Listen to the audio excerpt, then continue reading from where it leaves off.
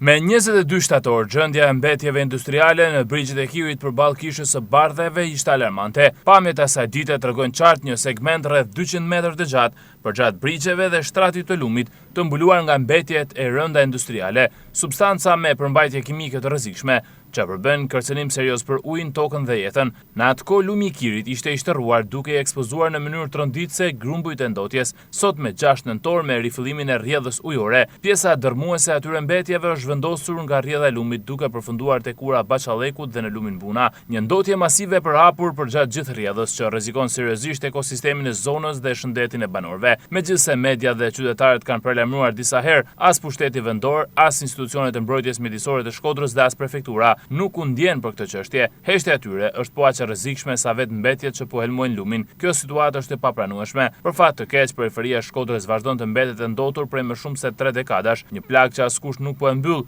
Për më tepër në brigjet e Kirit është bërë ndërhyrje dhe devim i shtratit të lumit në rastin konkret, një segment prej rreth 500 metër gjatësi dhe 50 metrash gjerësi, pikërisht në arginaturën që mbron qytetin nga përmbytjet, një veprim që jo vetëm shkatërron mjedisin, por rrezikon edhe sigurinë e vetë qytetit. Në një kohë kur flitet për tranzicion të gjelbër dhe ruajtje të natyrës, Shkodra vazhdon me mbeturina dhe heshtje institucionale.